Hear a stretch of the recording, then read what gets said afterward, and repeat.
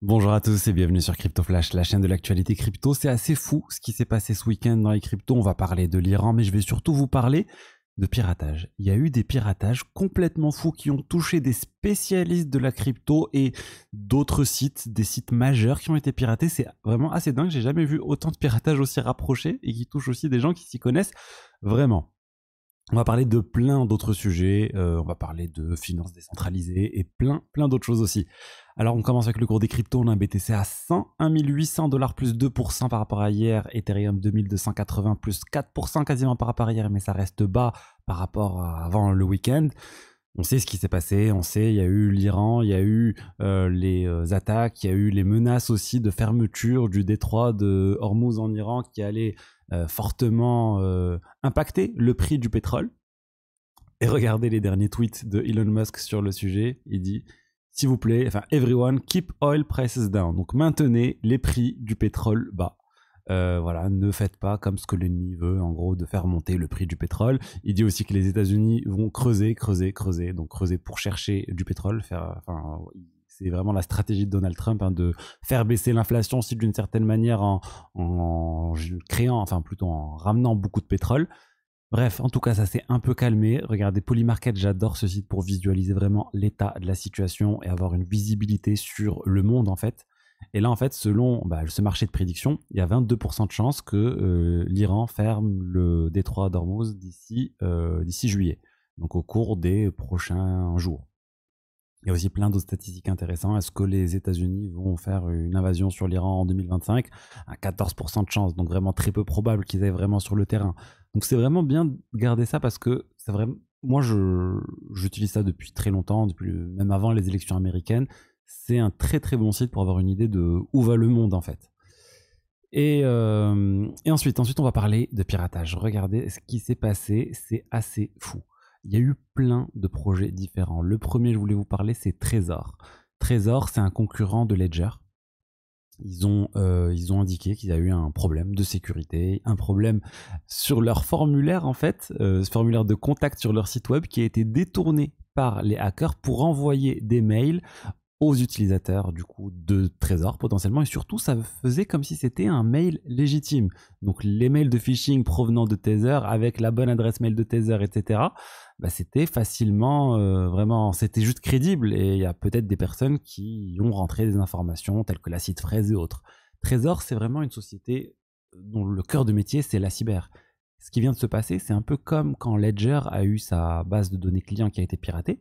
On parle ici d'une société dont le cœur de métier est vraiment la sécurité des cryptos, et ils se font pirater une partie annexe de leur service qui est moins piratée, qui est moins exposée, enfin qui est moins à risque plutôt, dans le sens où l'impact entraîné par ce piratage est moins grave.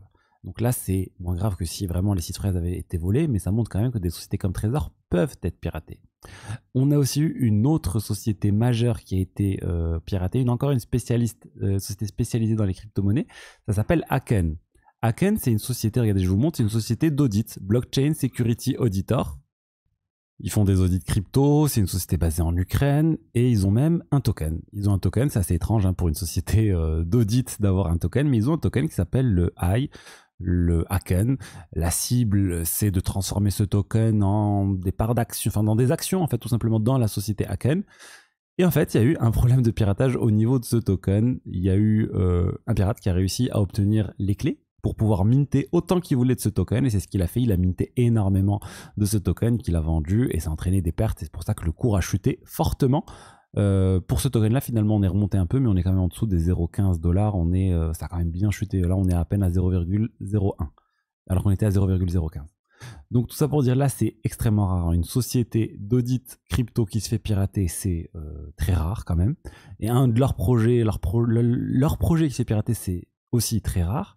Mais c'est pas le truc le plus choquant que j'ai vu au niveau piratage de sociétés crypto. Vraiment, le truc qui vient de sortir aussi, c'est ça. Ça nous vient de Dedobe. Dedobe, c'est aussi un cabinet d'audit de sécurité crypto très connu et reconnu, qui vient de publier quelque chose qui s'est passé il y a plusieurs mois. Il a dit en septembre, c'est passé en septembre. En septembre, ils ont trouvé une faille de sécurité critique sur un protocole qui tournait sur la blockchain Bedrock. Donc, vous savez, ceux qui font UniBTC, etc. Et ils ont dit, on a trouvé cette faille, on l'a remontée de manière privée et comme il fallait le faire à SEAL, qui est l'organisation qui permet de gérer un peu cette coordination entre les projets lors de failles de sécurité critique. Ils ont remonté ça aussi au projet Bedrock, mais ils ont remonté cette faille à des personnes qui étaient censées corriger et alerter le projet en question. Et ces personnes, il y a une de ces personnes qui a fuité le rapport. En tout cas, je vais vous expliquer comment c'est passé concrètement. En tout cas, il y a quelque chose, le rapport qui a fuité, et ça a entraîné une perte de 2 millions de dollars pour le protocole. Et en fait, là, on en sait plus, ils ont fait une analyse, et la root cause, l'explication de ce piratage, c'était en fait qu'un ancien employé d'une société qui travaillait avec SEAL, la société s'appelle Fuzzland, c'est une société aussi spécialisée dans les audits crypto, ils font du fuzzing, ceux qui s'y connaissent dans la cybersécurité connaissent, l'objectif c'est d'insérer plein de données un peu de manière aléatoire ou selon certains patterns, mais pour trouver des failles de sécurité de manière automatique dans des projets, donc ça ils le font. Et Fuzzland, qui était mis au courant de ce rapport, ils avaient leurs ordinateurs qui étaient compromis et leur système informatique était compromis par un ancien employé. L'ancien employé, il est rentré, il a publié un logiciel malveillant sur le repository des développeurs, qui a ensuite été récupéré par les développeurs, et en fait tout était compromis. Et dès qu'ils ont parlé du rapport de UniBTC, qui était, de Bedrock, où il y avait une faille, et ben le pirate qui avait quitté l'entreprise à ce moment-là, ben, il a pris toutes les informations et il allait pirater lui-même UniBTC. Et en fait, quand on lit entre les lignes, on comprend que c'est la Corée du Nord, en tout cas c'est le pattern de la Corée du Nord avec Lazarus. Ils le disent pas clairement, mais pourquoi je vous dis ça? Parce qu'ils disent clairement que le pirate avait bien des compétences techniques lors de l'interview, il a montré, il a développé des choses, et ça aussi c'est ce que le pattern décrit sur Lazarus qui est fait lors de l'interview, ils font bien les choses, ils développent du code, etc. Mais ils disent en fait ce qu'on aurait dû faire et ce qu'on va faire à partir de maintenant, c'est un on-site verification, c'est-à-dire vérifier l'identité de l'employé sur site et pas juste à distance. Parce que jusqu'à maintenant, ils disaient, nous, tout le monde fait du télétravail et on n'a pas vérifié, on n'a pas dit à la personne de venir sur place et vérifier son identité. Et ça, c'est une contre-mesure qui a été donnée pour les sociétés crypto pour se protéger tout simplement de la Corée du Nord en disant, demandez aux personnes de venir sur place pour un dernier entretien, pour une rencontre en fait, et la personne qui est en Corée du Nord ne peut pas se déplacer et ça permet de faire un filtre à ce niveau-là. En tout cas, c'est l'une des choses qui me font penser moi à ça. C'est vraiment le pattern qui est décrit et voilà. Et ça a été exploité. Alors la bonne nouvelle, c'est que Fuzzland a remboursé les 2 millions de dollars à Bedrock. Donc, ils ont utilisé leurs fonds propres pour faire ce remboursement et au final, le protocole a récupéré l'argent. Et ça, c'est une bonne chose. Ensuite, je voulais vous rappeler qu'il y a toujours 20 € offerts sur Bitvavo, le partenaire de la chaîne. C'est encore disponible pour les prochains jours. N'hésitez pas, vous avez le lien dans la description pour en profiter. 20 € pour faire ce que vous voulez sur la plateforme Bitvavo. Il y a énormément de crypto-monnaies, il y a près de 400 crypto-monnaies, il y a plein de aussi de solutions pour générer du rendement sur vos crypto-monnaies. Donc voilà, n'hésitez pas, vous avez le lien dans la description. Un exchange PSAN, virement instantané, gratuit, c'est pas, et retrait aussi. Ensuite, allez, de quoi on va parler? Il y a eu tellement de choses, je vous ai dit. Là, on a fait le zoom sur les sociétés cyber crypto qui ont été piratées, mais il n'y a pas eu que ça en piratage. Il y a eu d'autres choses. Regardez ce qu'il y a eu. On a eu CoinMarketCap qui a été piraté aussi temporairement. Il y a eu un message de phishing, un pop-up qui s'affichait et qui, si on cliquait dessus, ben, on allait se faire se vider un wallet si on allait jusqu'au bout de la procédure. Donc une fausse vérification de wallet, vous savez, les pop-up qui apparaissent des fois quand vous avez MetaMask ou Rabi, bah là il y avait un faux pop-up qui s'affichait. Si vous continuez le process, vous allez vous faire vider les choses. CoinMarketCap, c'est un très gros site, c'est parmi les plus utilisés. Ça appartient à Binance et même eux, encore une fois, se sont fait pirater. C'est incroyable. Et c'est pas les seuls, il y a eu un autre site, regardez, j'ai essayé d'y accéder tout à l'heure. J'ai essayé d'accéder à Cointelegraph, donc un site majeur, je vous le montre souvent. Et ben Cointelegraph, ça met une alerte avec MetaMask, c'est un mécanisme de sécurité sur MetaMask qui met une alerte, il dit attention, vous êtes en train d'aller sur Cointelegraph, il y a peut-être un souci sur Cointelegraph. Et en fait, on a l'information, il y a bien eu un problème sur Cointelegraph. Le site web de Cointelegraph a aussi été piraté avec un fake phishing airdrop pop-up qui s'affichait. Donc vous voulez profiter d'un airdrop, cliquez ici. Et voilà, donc encore une fois un autre site, après Cointelegraph, après CoinMarketCap, il manque plus que CoinGecko et c'est bon quoi. Donc vraiment c'est assez fou cette accélération dans les piratages. On n'est pas sur des gros piratages, on est vraiment sur piratage au niveau de l'interface, mais c'est quand même très grave, ça montre vraiment que tout le monde peut se faire pirater. Et moi je vous le dis, moi je suis persuadé que n'importe qui peut se faire pirater. L'objectif c'est juste d'être beaucoup plus sécurisé que les autres, parce que comme ça, le pirate, il va aller chez les autres et pas chez vous.